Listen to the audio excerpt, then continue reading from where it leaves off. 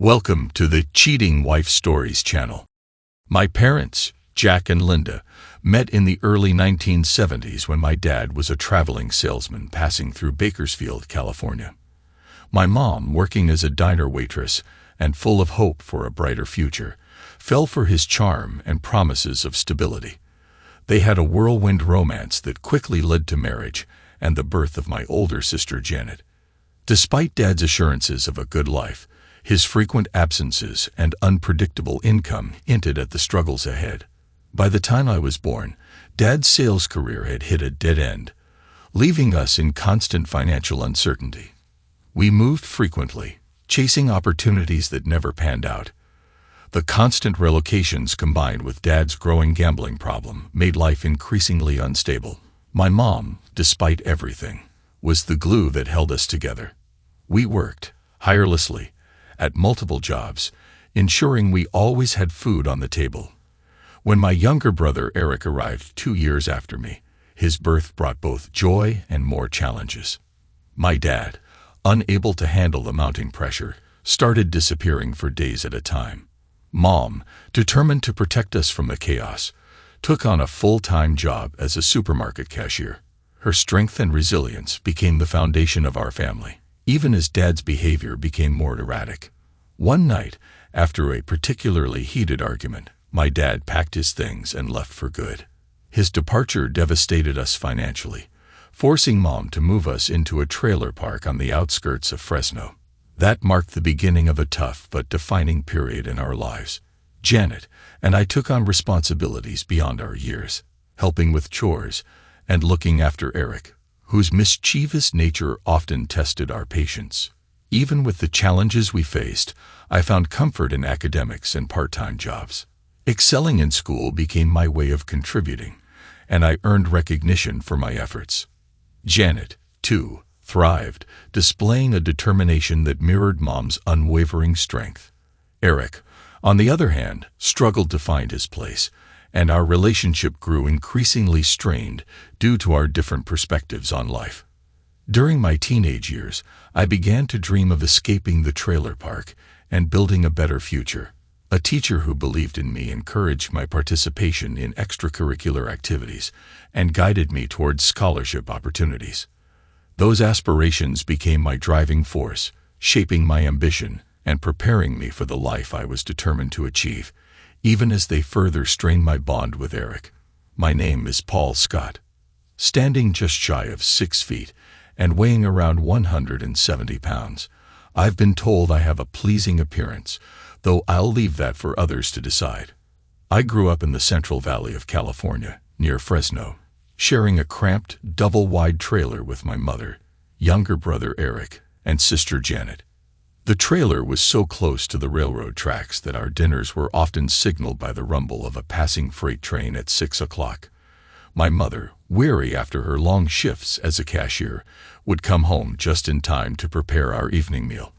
We ended up living there after my dad, Jack, walked out on us. He left with his girlfriend, contributing little more than occasional child support before disappearing from our lives altogether. Mom raised the 3 of us on her own. Despite the instability, Janet and I managed to stay on track.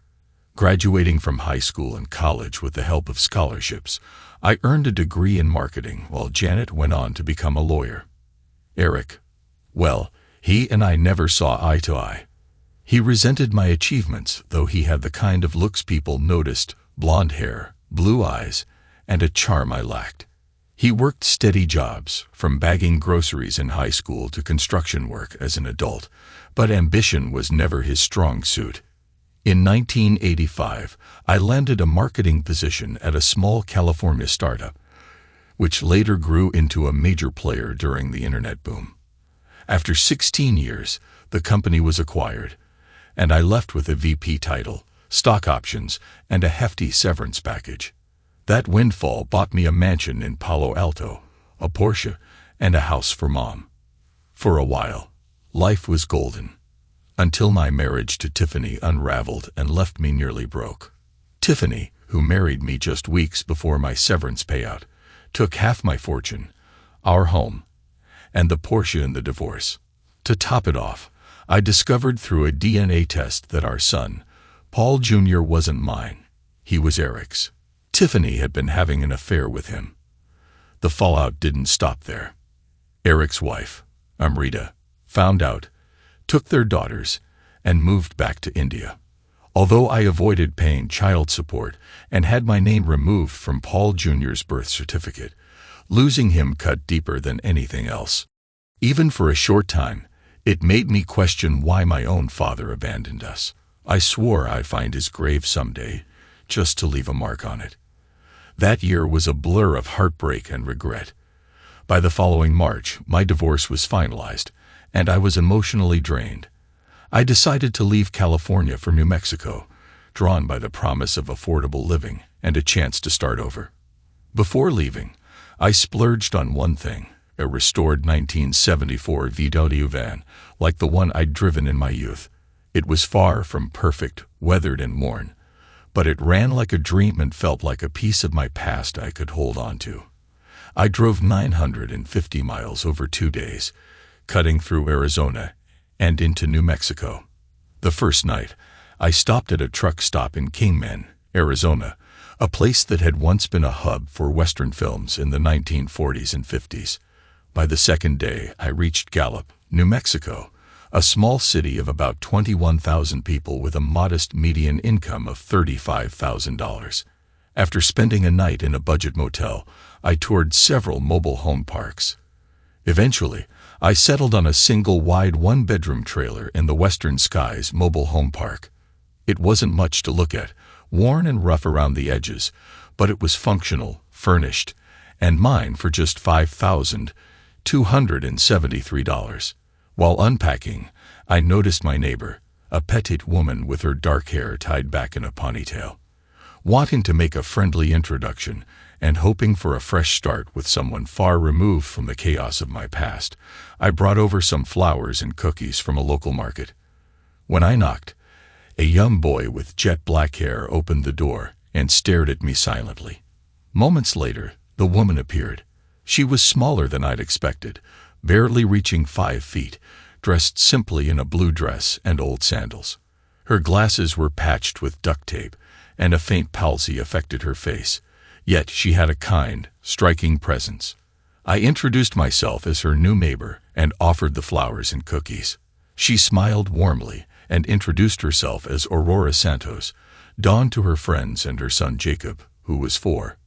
She explained that Jacob stared at men because his father had abandoned them. Aurora invited me in for coffee. Over cookies, she told me her story. Her ex-husband was serving time for domestic maltreatment, which had left her with nerve damage. She was raising Jacob alone, working as a pharmacy cashier and relying on food stamps to get by. I shared my own story, how my marriage fell apart, and how I discovered the child I thought was mine wasn't. We talked for hours, and by the time I left we'd become friends. Her goodbye hug lingered with me, stirring emotions I wasn't ready to face. The next day, I stocked up on essentials, a mattress, cookware, groceries, and a 32-inch TV on sale. Although I still had a financial cushion, I knew I needed steady work. A temp agency soon placed me in a job unloading trucks at a shipping company. Over time, I settled into a routine: work, meals, TV, and sleep. Saturdays became grocery trips with Aurora and Jacob, who had quickly warmed up to me. If Jacob wanted to treat Aurora couldn't afford, I'd buy it for him and share it later. Sundays were for laundry. She washed while I played with Jacob and helped fold clothes. I might have sneaked a glance at her undergarments once or twice, not to take them, just to imagine. Though life was simple, it felt steady for the first time in years. Aurora and I grew close, supporting each other in small but meaningful ways. If she worked late, I'd pick up Jacob from daycare and handle his bedtime routine. Seeing Jacob brought back memories of the life I'd imagined with Tiffany and our son, but I pushed those thoughts aside. By October, I realized I wanted more than friendship with Aurora. My feelings deepened when, during a grocery trip, a rude cashier sneered at her for using food stamps, muttering something cruel under her breath. Aurora's hand trembled as she paid, her head bowed in shame. That moment made me realize just how much she meant to me. I stepped forward and handed over my platinum card. "She's not what you think," I said firmly, locking eyes with the cashier. "She's my girlfriend. I'll cover this." The cashier quickly dropped her attitude, swiping the card without another word. Outside, as I loaded the groceries into the car, Dawn brushed away tears. "You didn't have to do that, Paul," she murmured, her voice thick with emotion. "I don't know what you're talking about," I replied with a casual shrug. "You paid for my groceries," she said, her eyes meeting mine. "And you told her I was your girlfriend. That's not true." I shrugged again, trying to downplay it. "Look, Dawn, you're a wonderful person, and you don't deserve to be treated like that. As for the girlfriend thing, well, maybe it doesn't have to be a lie." Her eyes widened in surprise. "What are you saying?" Summoning my courage, I took a step closer and wrapped my arms around her. Not the kind of distant hug you give a casual acquaintance, but a genuine embrace. "I'm saying I'd like you to be my girlfriend," I said softly. Dawn pulled back slightly, caught off guard. "I need to think about this. I wasn't expecting it," she admitted. Later that evening, as I unpacked groceries in my trailer, there was a knock at the door. When I opened it, Dawn stood there. "Come on in," I said with a grin. "If you were my girlfriend, you wouldn't even have to knock." She stepped inside, looking serious. "Paul, earlier, were you joking about wanting me as your girlfriend?" I took her hands in mine, holding her gaze. "I wasn't joking. I meant every word. I want us to be more than just neighbors." She hesitated, her voice tinged with doubt. "But why?" "I'm broke. I'm single. I'm 32 years old and living off food stamps. I'm scared, Paul. You could be with anyone. Why me?" Her words stung, not because of their truth, but because of how little she valued herself. "Dawn, I don't see you the way you see yourself," I said earnestly. "From the moment I met you, I thought you were beautiful. And the more I've gotten to know you, the more I've seen your kindness, your strength, and your heart." I stood and gently pulled her to her feet. Looking directly into her eyes, I added, "And yes, I think you're incredibly attractive. You said I could have anyone, but the truth is, I want you." Without giving her a chance to respond, I leaned in and kissed her. Her lips were different, slightly altered by the nerve damage. But that didn't matter. Holding her close, I whispered against her hair, "You're perfect to me." Dawn sighed, her voice tinged with hope and hesitation. "You're a man, Paul Scott, and men often get things wrong, but I want to believe you." Her words could have sounded harsh, but the softness in her tone and expression made them anything but. After a pause, she gave her answer. "All right, I'll be your girlfriend, but on one condition. You have to start coming to Sunday Mass with Jacob and me. If you're serious, you need to set a good example for my son." She sealed her terms with a slow, lingering kiss. I hadn't stepped inside a church since my wedding, and honestly, I had no desire to go back. But that kiss made the decision easy. "Deal," I whispered. Not entirely sure what being a role model entailed, but determined to try. Before leaving, she kissed me again and said softly, "Take it slow, Paul. I really like you, but I've been through a lot. I'm not some city girl looking to trap a man no matter how charming he is. If you want my heart, you'll have to be patient." She left with a spring in her step, leaving me feeling hopeful for the first time in years. The next day, Dawn arranged for a neighbor to watch Jacob while we ran errands together.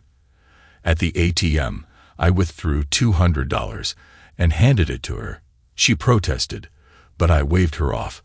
"I'm your boyfriend now. Spoiling you is part of the job." "Thank you, Paul," she said softly, her resistance fading. At the grocery store, she asked me to wait in the van. Stretching out in the back seat, I dozed off until the sound of groceries being loaded woke me. A moment later, I felt the warmth of her lips on mine. Smiling, I pulled her into my lap. "Miss me already?" I teased. She laughed, her blouse's top button slightly undone. "Jealous much?" She teased back, flashing a playful smile. "Of course I am," I said, kissing her neck. "You're mine now, No one else gets to have you." She laughed and slipped out of my arms. "Let's get these groceries home before they spoil," she said, planting another quick kiss on my lips before heading to the passenger seat. Back at the trailer, Dawn cooked while Jacob and I played games and watched a Disney movie. The warm evening air carried the smell of roast pork and biscuits, making my mouth water. When she finally called us to dinner, the table was set with plates of machado, a Filipino beef and pork dish, and freshly baked biscuits. "This is incredible," I said, savoring the flavors. "What did I do to deserve all this?" Dawn smiled, her eyes glowing with affection. "You take care of me and Jacob without expecting anything in return. You deserve to be spoiled too." Overwhelmed, I pulled her into my lap, holding her close. "Aurora Dawn Santos, get used to me, because I'm falling for you hard." Her response was another deep, heartful kiss. For the first time in years, I felt truly content. I had a steady job, a boy who looked up to me, and a woman who cared for me. Life, with all its twists and turns, was finally starting to feel right again. After dinner, I started clearing the table and washing the dishes. Dawn, meanwhile, took Jacob to brush his teeth and get ready for bed. As I was rinsing the last plate, she returned to the kitchen just as I was about to tackle the pots and pans. Noticing my progress, she grabbed a dish towel, looped it around my neck, and pulled me in for a quick kiss. With a teasing grin, she said, "Hey, you're being summoned. Jacob wants you to help him with his bedtime prayers." I headed to the back of the trailer, where Jacob was already on his knees by his bed, hands clasped and waiting patiently. I knelt beside him, feeling a little out of my depth but willing to give it a shot. His small, serious voice broke the silence. "God bless, Mommy. God bless Lola and Lola in the Philippines. God bless Mrs. Meyer for helping take care of me. And God bless Mr. Paul for playing with me and making Mommy happy again. Amen." When he stopped and looked at me expectantly, I realized it was my turn. Folding my hands, I tried my best. "God bless my mom and my sister Janet. God bless Mrs. Meyer for being such a kind neighbor. God bless Jacob, my new buddy." I hesitated briefly, searching for the right words. "And God bless Dawn for showing me that love is still possible. Amen." Apparently I passed the test because Jacob grinned and threw his arms around my neck. I hugged him back, then tucked him in and kissed his forehead. "Good night, buddy. Good night, Mr. Paul," he said sleepily. Then he added, "And don't forget to send Mommy in for my good night kiss." I smiled and nodded, heading back to the kitchen. Dawn was scrubbing the pans, humming softly. Without a word, I slipped my hands under her arms, lifted her off the ground, and brought her level with me. She laughed in surprise as I kissed her. "This is starting to feel like a scene from a Hallmark movie," I said with a smirk. She chuckled as I set her down. "Jacob's waiting for his kiss. Good night," she said, wrapping her arms around me. "Don't go too far. Your girlfriend doesn't want you getting lonely." I sat on the couch while Dawn went to Jacob's room. Stretching out, I turned on the TV and flipped to a basketball game. But it barely held my attention. A few minutes later, I felt her weight settle onto my lap, and the game was forgotten entirely. As we kissed like a couple of teenagers, the intensity between us built. My hands instinctively moved to the hem of her blouse, but she caught them gently and pulled them away. "I'm sorry," she whispered, her voice tinged with regret. "I want this too, but it's just too soon. Please don't be upset." I kissed her forehead and held her close, letting my heart slow. "It's okay, Dawn. I meant what I said. I'm falling for you. I'll wait as long as you need." She nestled against me, her tears dampening my shirt.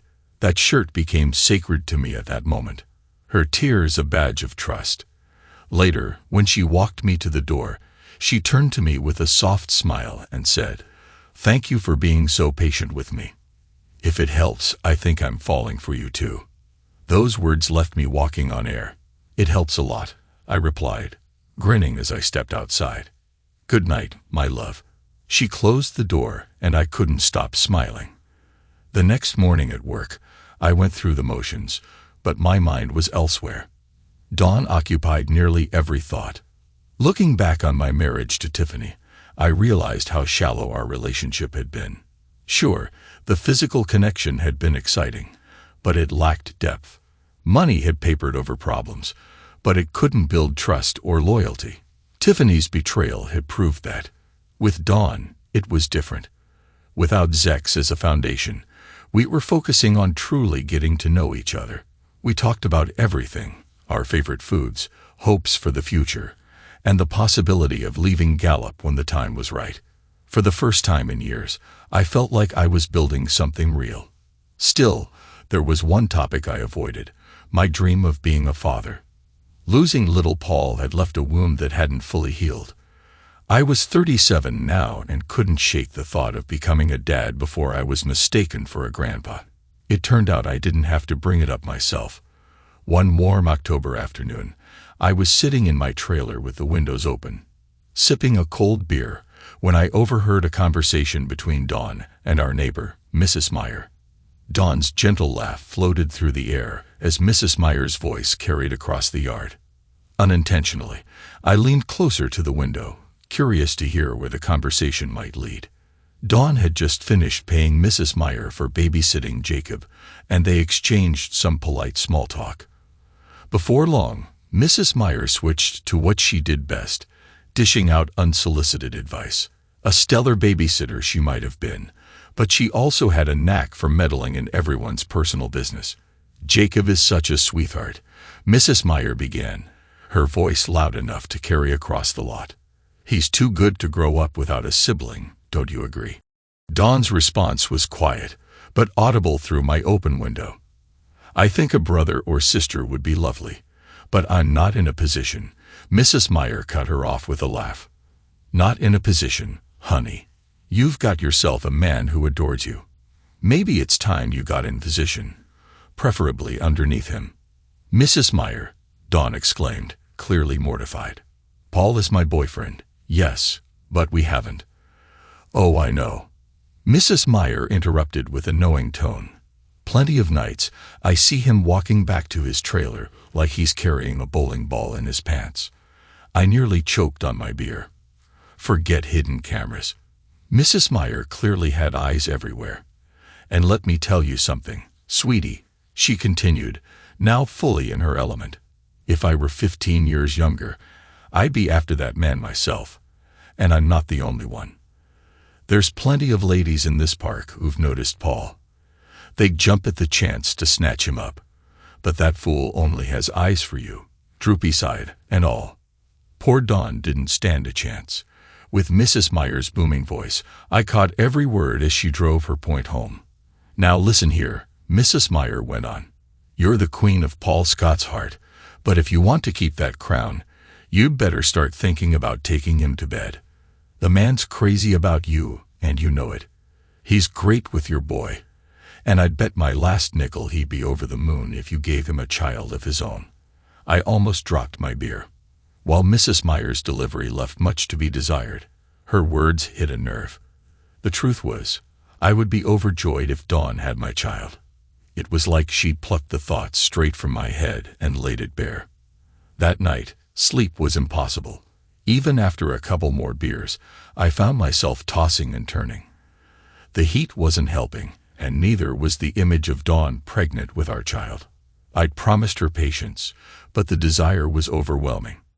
As I lay on my back, staring at the ceiling, I heard the faint click of a key turning in the lock. Only one person had a key to my trailer. I stayed still, curious to see what Dawn was up to. She stepped quietly into the room, slipped off her shoes, and padded toward my bed. When her lips brushed mine, I opened my eyes to find her standing there, silhouetted by the soft glow of streetlights outside. She wore her hair loosely tied back in an old bathrobe that somehow made her look more alluring than any runway model. "Do you really love me?" she whispered. Caught off guard by the question, I kept my response simple. "Of course I do. If that's true, you'll do exactly as I say, No questions, she said, her tone gentle but firm. Surprised by her sudden assertiveness, I nodded. She pulled a cheap sleep mask from her robe pocket and slipped it over my eyes, leaving me in darkness. "What about your ex-wife?" she asked. "What if she wanted you back?" "No way," I said without hesitation. "After what she did, she's nothing to me." "And the women here in the park?" "Mrs. Meyer says some of them would throw themselves at you in a heartbeat. They're prettier than me, and they give you everything you want without making you wait." "Dawn, stop," I said, struggling to think clearly. "None of that matters. I don't want anyone else, I want you." Her lips met mine again, silencing me. When she pulled back, her voice softened. "I know it's been hard for you to wait. It's been hard for me too. Every time you hold me, I want more. But there's so much pain in my past, so many things I'm still working through." Hearing this broke my heart. "Dawn, you know I'd never pressure you, right? I'd never hurt you like that." "I know," she said, her voice steady. "You've been so patient, and that's one of the reasons I love you. Tonight, I just wanted to be close to you." "You don't have to explain," I said gently. "If you're not ready, I'll wait." She rested her head on my chest, her voice barely a whisper. "I am falling in love with you, Paul, but I need time." After a moment, she kissed me again and sat up. "I should go. Jacob will wake up soon, and I can't leave him alone." She stood, tying her robe back in place, then leaned down for one final kiss. "Thank you for understanding," she murmured. "We'll get there when the time is right." As the door closed behind her, I lay there, replaying her words in my head. I knew this was worth waiting for. Whatever it took, I was all in. After that early morning moment with Dawn, I found myself falling even harder for her. At home, I'd find excuses to steal kisses or hold her hand. Jacob and I even turned it into a playful game. If I kissed Dawn, I'd ask him, "What kind of day is it today?" On double kiss days, as Jacob called them, I'd kiss her again. Jacob would burst into laughter, delighted to be the one deciding how many kisses his mommy deserved. As my feelings grew deeper, I also became more protective of her. Determined to make her life easier, I withdrew $2,500 from my savings and bought her a used 2014 Toyota Corolla. It wasn't flashy. Its exterior had seen better days, but I made sure it was reliable and safe, having a mechanic give it a thorough tune-up. When I handed her the keys, Dawn let out a laugh that quickly turned into tears. She pulled me into her trailer, where we kissed like a pair of teenagers discovering love for the first time. Not long after, I took her to an eye doctor to address her ongoing issues with dry eyes. He prescribed medicated drops, and we ordered her a sleek pair of tortoise-shell glasses from Dolce & Gabbana. 2 weeks later, when the new glasses arrived, they transformed her look completely. The combination of the stylish frames and her natural beauty gave her a naughty librarian allure. That night, I couldn't resist teasing her, whispering, "Don't shush me too hard, or I'll owe you overdue fines." Meanwhile, work was looking up. My performance earned me a transition from part-time temp to full-time with benefits, along with a raise. A month later, I was promoted to shipping supervisor. Things were finally falling into place. Buoyed by my growing confidence, I decided it was time to take the next step with Dawn. I bought a ring and planned to propose at the company holiday party in December. Although my divorce wouldn't be finalized until March, reconciliation with Tiffany was out of the question. To me, putting a diamond on Dawn's finger was a way to solidify our future and ease any lingering insecurities she might have about our relationship. At our cozy Thanksgiving dinner, I invited Dawn to the party. She hesitated, worrying that none of her clothes were fancy enough for such an event. That was an easy fix. I enlisted Mrs. Meyer's help, who introduced me to her sister, Betty Ward, a retired seamstress. Betty came over to take Dawn's measurements, and 2 weeks later, she returned with a stunning custom-made dress. They kept the design a surprise, leaving me only with the bill. On the night of the party, I went to pick up Dawn. Mrs. Meyer was already there, happily babysitting Jacob. When I told her we'd be back around midnight, she smirked and said, "Paul, if she's home before dawn, I'll know you didn't do it right." Then I heard Dawn's voice from behind me. "I'm ready, Paul." Turning around, my jaw nearly hit the floor. The dress was an elegant fire engine red number with a knee-length hem, a daringly low back, and a single shoulder sleeve that added a sophisticated touch while leaving her other shoulder exposed. It fit her like a glove, highlighting her figure in a way that made her earlier ironing board remark laughable. She was breathtaking. I, meanwhile, was wearing a tailored charcoal suit for my corporate days, but standing beside Dawn, I felt completely outclassed. Her hair, styled in a braided side bun, courtesy of Mrs. Meyer, added an extra layer of elegance. Even her shoes, a pair of matching red flats, were a practical yet perfect choice. Unlike Tiffany's perilous stilettos, they suited her effortlessly. When we walked into the hotel ballroom, heads turned almost immediately. I noticed several younger men sneaking glances at Dawn. Sliding my arm around her waist, I leaned close and whispered, "We're not even 20 feet inside, and I've already caught guys checking you out. Should I be worried?" She squeezed my hand and smiled.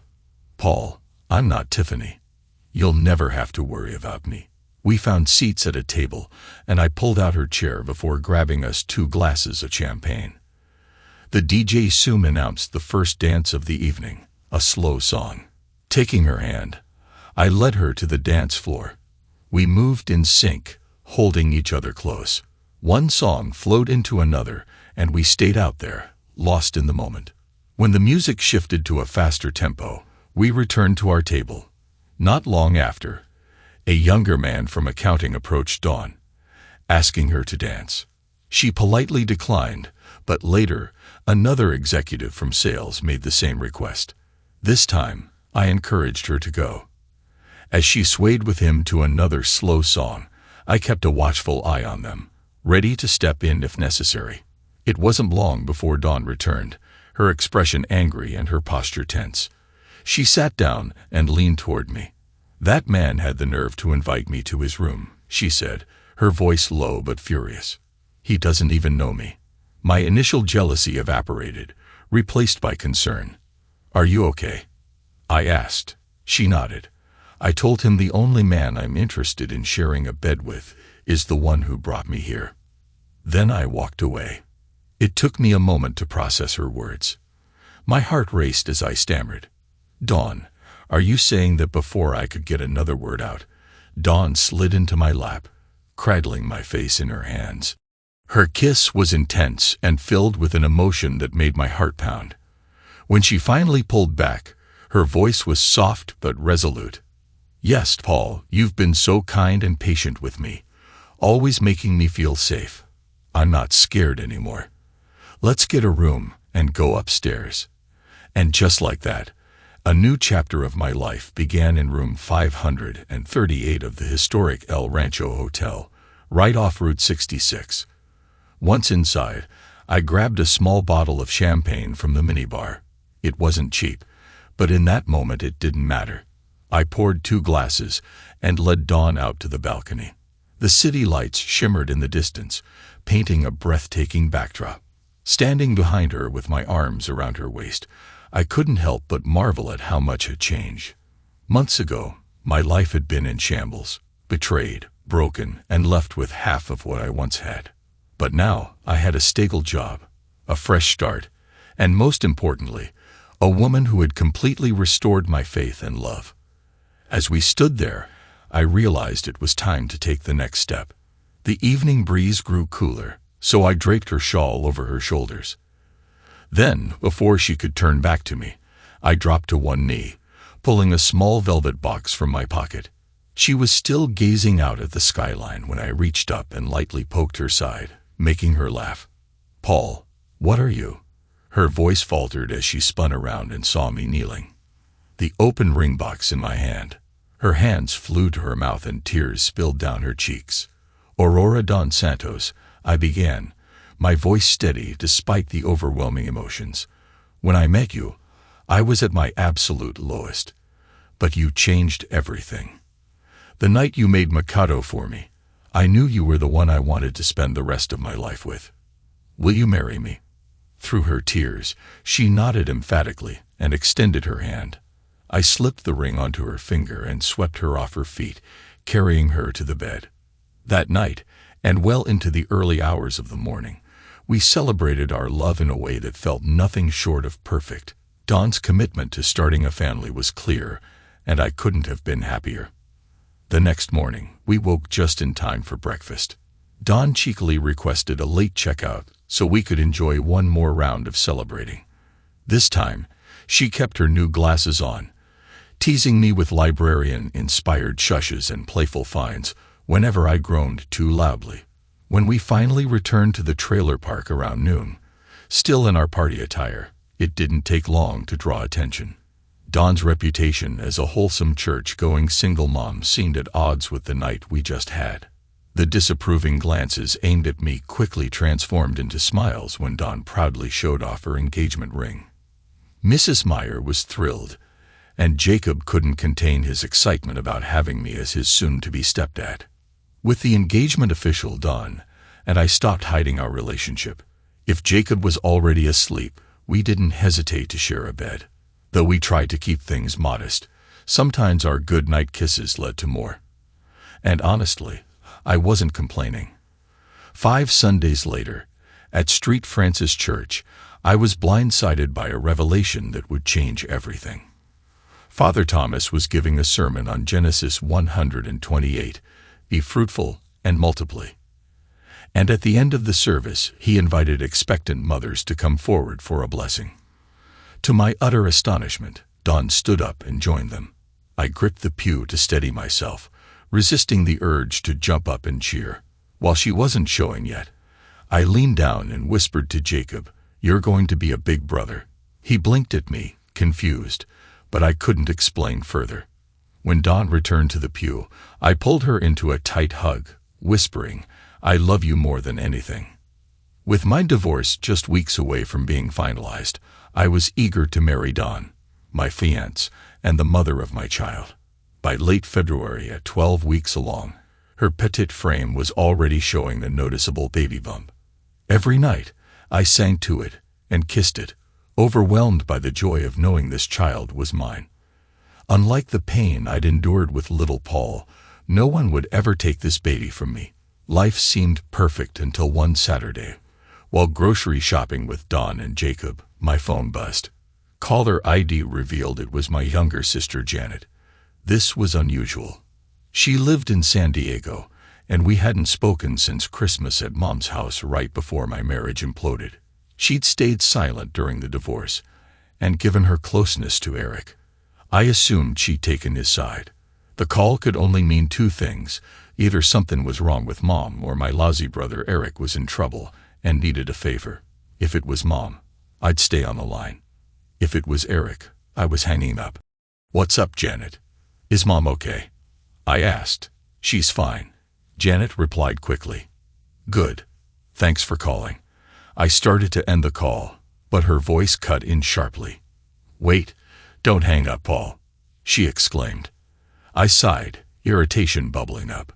"Janet, you know I don't care about that piece of crap brother of ours. Unless you're calling to say he's dead, this conversation is over." "Paul, listen," she said urgently. "Eric isn't in the U.S. anymore. He's gone to India to try and win back Amrita and the girls." I couldn't help but laugh bitterly. Eric, apologizing. That's a first. I couldn't care less what happens to him. If he's in India, I hope he steps on a cobra. Goodbye, Janet. And with that, I ended the call, closing the door on that chapter of my life for good. As Dawn walked back from the produce aisle, she immediately noticed something was off. My mood was written all over my face. I started to explain, but before I could get the words out, my phone rang again. Janet, for the second time. "Unbelievable," I muttered, answering reluctantly. "What now, Janet? I told you I don't care about Eric." "Paul, stop cutting me off," she snapped. "This isn't about Eric. It's about Paul, Jr." The mention of his name felt like a knife twisting in my chest. My voice turned cold. "His name is just Paul," He's not my son anymore, remember? My name is gone from his birth certificate. He's Eric's kid now, so why don't you hang up and leave me alone? Paul, please, she begged. You're angry and I get that. Eric ruined your life. There's no excuse for what he did. But Paul, Jr. is innocent. He's just a child, and he needs your help. My laugh was sharp and bitter. Help? From me? That kid is nothing to me. He's as dead to me as his parents are. The words came out harsher than I intended. Deep down, I knew Paul, Jr. was blameless, but the pain of losing him, of losing everything, still cut too deep. Saying his name opened wounds I wasn't ready to deal with. My voice had risen, drawing the attention of shoppers around me. Embarrassed and angry, I turned off my phone, grabbed Dawn and Jacob, and rushed us through the checkout line. The call haunted me for the rest of the evening, dredging up memories and emotions I'd worked hard to suppress. My mood cast a shadow over the household, affecting both Dawn and Jacob. Later that night, during Jacob's bedtime prayers, he blessed his usual list of people, his mom, his grandparents, and Mrs. Meyer. But when he got to me, his words stopped me in my tracks. God bless my new daddy, he said softly. And please don't let him forget how much he loves me. My heart shattered. Without thinking, I scooped Jacob into my arms, holding him close as tears streamed on my face. I love you, Jacob, I whispered, over and over, my voice breaking with each repetition. Dawn appeared in the doorway, her expression a mix of concern and tenderness. She gently took Jacob from my arms, tucked him into bed, and reassured him that I was just feeling sad, but loved him more than anything. Then she guided me to our room. Once inside, Dawn didn't say a word. She unbuttoned my shirt and helped me out of my jeans, then coaxed me to face down on the bed. Her hands moved gently over my back, kneading away the tension, while her lips followed with soft kisses along my spine.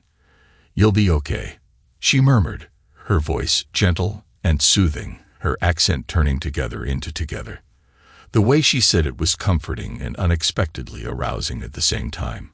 Hearing her voice, I felt something shift inside me. For months, I'd been holding everything in, trying to stay strong for everyone, ignoring my own pain. But in that moment, I realized I wasn't alone. Dawn and Jacob loved me, unconditionally. Tiffany and Eric no longer had power over me, and as I listened to Dawn's lilting voice, I couldn't help but smile. Everything about her, even her accent, made me feel alive. I turned over and pulled her close.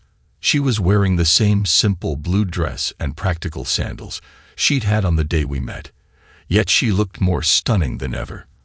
I kissed her deeply, pouring all my emotions into the connection. That night, we made love, and for the first time in a long time, I felt truly at peace. Later, as we lay together, my hand rested on Dawn's growing belly. My thoughts drifted to my mother, who was retired and living alone in the house I'd bought her in Fresno. With Eric and his family gone to India, she no longer had her granddaughters nearby, and I wondered if the news of 2 new grandchildren would lift her spirits. I kissed Dawn softly and asked, "How would you feel about meeting my mom?" She hesitated for a moment, then smiled. "If you want me to meet her, I'd love to." The next day, I called Mom to set up a visit. Her response was polite, but indifferent. "It'll be nice to see you," she said. "And having a little boy around again will be interesting." Dawn and I took a week off work and booked flights to Fresno. The weather was cool, so we wore hooded sweatshirts, which conveniently concealed Dawn's baby bump. I was looking forward to Mom's reaction when she realized the big news. When we arrived, I noticed the house looked better than ever. Mom had invested in landscaping and the front yard was pristine. She greeted Jacob and me warmly, hugging us tightly. But when it came to Dawn, her demeanor shifted.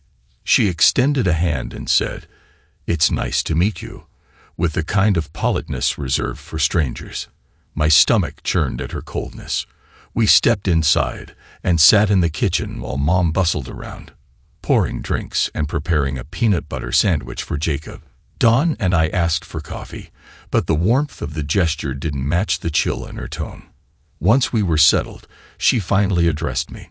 "Paul," she began, her voice calm but deliberate. "Don't you think this engagement is a little rushed? Your divorce isn't even final yet. Dawn seems nice, and Jacob is a sweet boy, but maybe you should take more time to think things through." I clenched my jaw, forcing myself to keep my tone even. "Mom," I said slowly, "let me remind you of something. Tiffany didn't make a mistake. She chose to betray me, to get pregnant by my brother. This isn't rushed. In a few weeks, my divorce will be final, and I'll be marrying the woman who loves me for who I am. I hope you can accept that." Mom reached across the table and placed her hand on Dawn's, her voice laced with a sweetness so false, it made my teeth ache. "Dawn seems lovely, Paul, and I'm sure she's very kind, but you had a good life before Tiffany's. Poor choices. I just think you're rushing into this. There's still time to reconsider things, maybe even reconcile." That word hit me like a slap. Reconcile. My mother, who had despised Tiffany since the day they met, was now suggesting I take her back. Before I could wrap my head around the absurdity of it, I heard the sound of a car pulling into the driveway. My chest tightened as realization dawned. This wasn't just an uncomfortable conversation. This was a setup. The front door creaked open, followed by the unmistakable sound of 2 pairs of footsteps approaching. Mom turned to Jacob with a saccharine smile. "Sweetheart, let's go find something fun to watch on TV. The grown-ups need to talk, and it's nothing you'd enjoy." She guided him out of the room, leaving me and Dawn behind, just as 2 people stepped into the kitchen. The first was my sister Janet, holding Paul Jr. in her arms. The second was someone I'd hoped never to see again. "Tiffany," I said, my voice flat and cold. She attempted a weak smile. "Hi, Paul. You're looking well." I took a long, deliberate look at her. Despite the efforts of Botox and beauty treatments, her face looked tired and worn, as though the weight of her decisions had finally caught up with her. "Thanks," I said curtly. "You don't." Turning to Dawn, I said, "Can you call us a cab? We're leaving." Before Dawn could respond, Janet slid a large brown envelope across the table. I didn't touch it. "What is this, Janet?" I asked, my tone sharp. "It's the form to dismiss your divorce filing," she said matter-of-factly. "Tiffany wants to reconcile before things are finalized. Since you're the petitioner, you have to sign it." The audacity left me momentarily stunned. "Let me get this straight," I said slowly. "Who exactly are you representing here, Janet?" "I'm acting on Tiffany's behalf," she replied. "Paul Jr. is my nephew, and I believe he deserves to have his parents together." My voice hardened. "So let me get this right. My own sister and mother are siding with the woman who blew my life to pieces. That's what this is." Before Janet could respond, Tiffany stepped in, her voice trembling with fake sincerity. "Paul, please, just think about it. You loved me once. You loved Paul Jr. once. We can be a family again. The house is so empty without you." Her use of Junior only deepened my disgust, reminding me that the child was Eric's, not mine. "Empty." I shot back. "How ironic, considering you and Eric had no trouble filling it with your screwing." I was just in the way. I turned to the 3 women in front of me, my anger barely contained. "You're all living in a fantasy world. Tiffany, what makes you think I'd ever forgive what you did to me?" Tiffany fell to her knees and grabbed my legs, sobbing. "Paul, I made a horrible mistake. I didn't love Eric. It was meaningless. I ruined everything, and I'm so sorry. Please, I'll do anything. Just stay with me." Her desperation only fueled my contempt. Stone-faced, I responded, "If you thought this was a winning strategy, you miscalculated." She shifted tactics, her voice trembling with desperation. "Paul, if you stop the divorce, I'll give you everything back. The house, the cars, the money, all in your name. I'll even sign a post-nuptial agreement. We can go to therapy. Please just give me a chance." I stayed calm.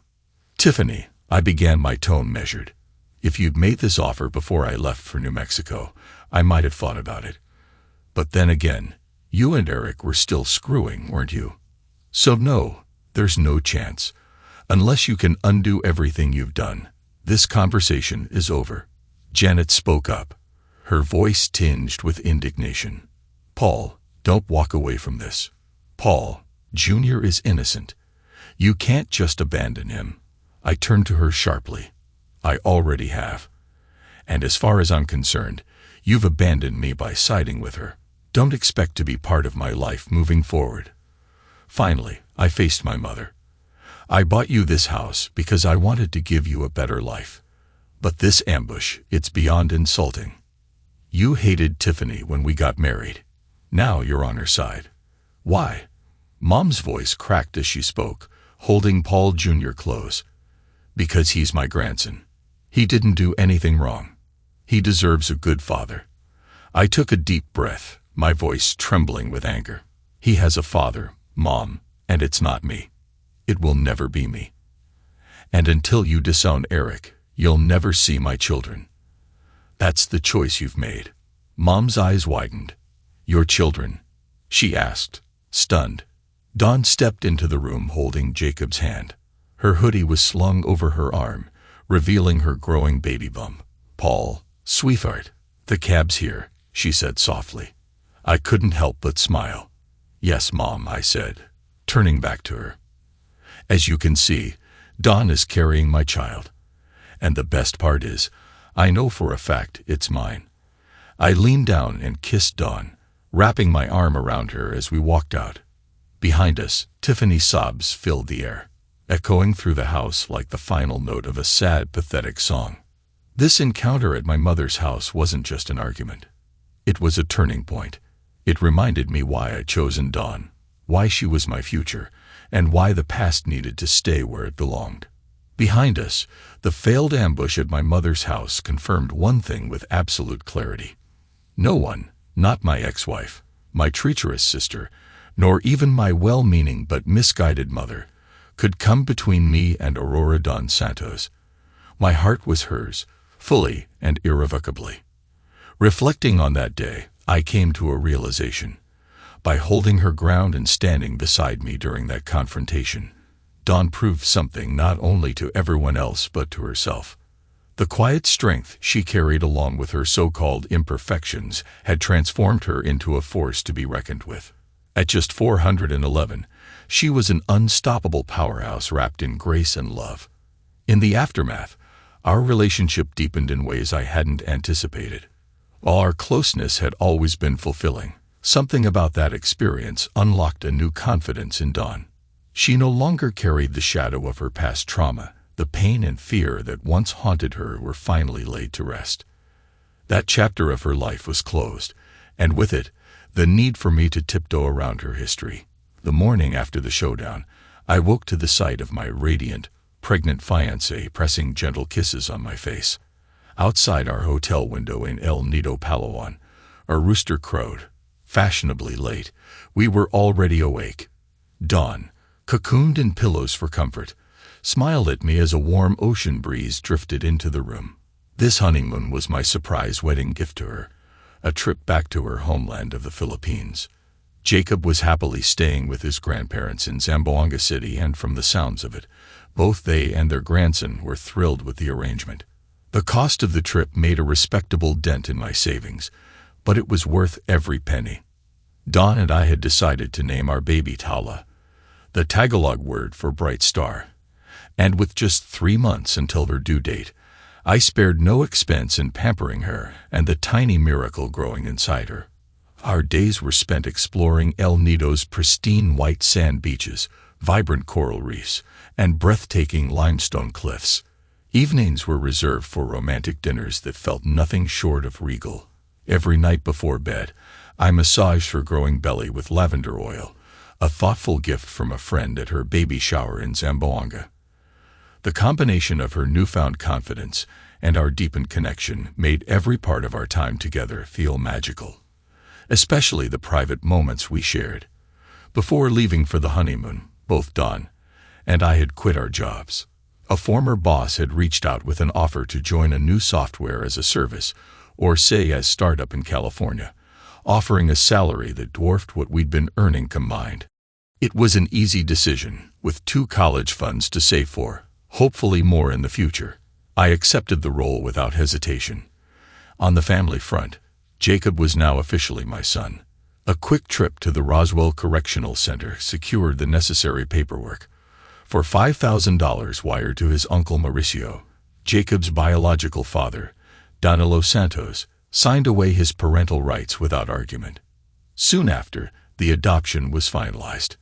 While Jacob had always been mine in my heart, knowing it was now legal brought me a peace I hadn't realized I needed.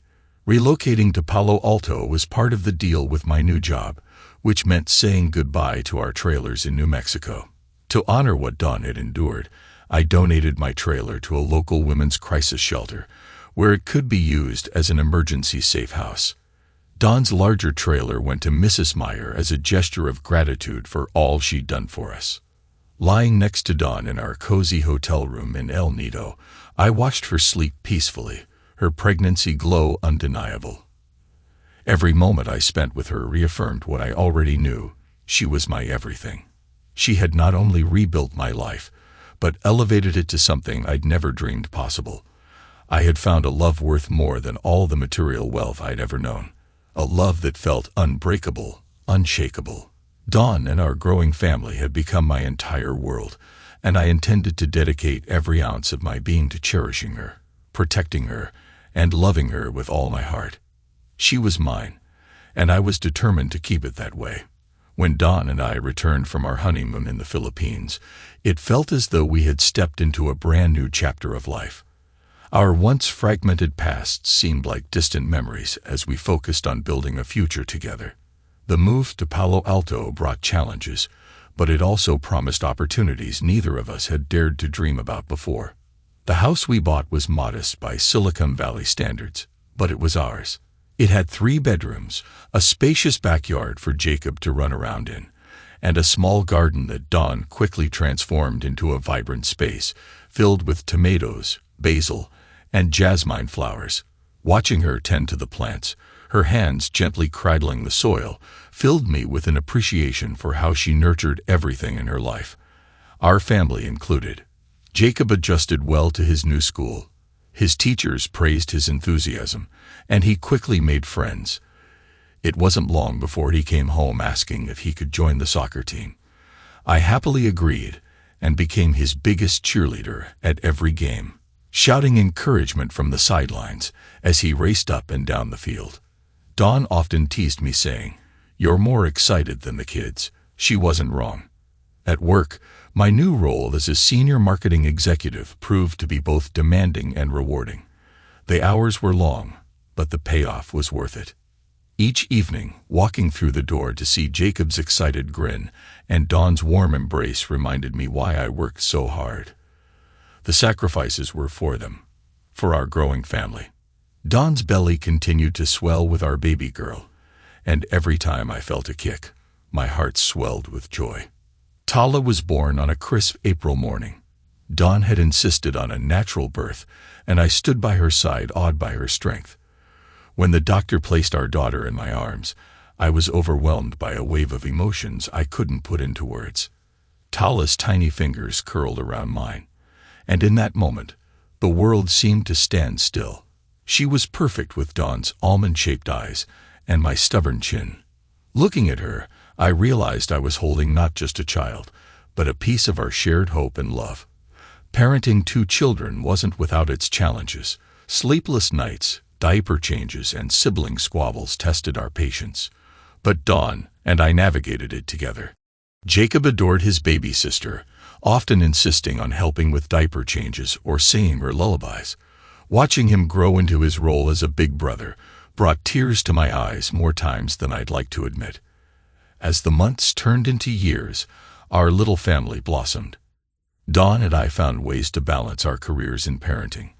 I negotiated flexible hours at work, allowing me to be home for family dinners and bedtime stories. Dawn's cooking became the heart of our household.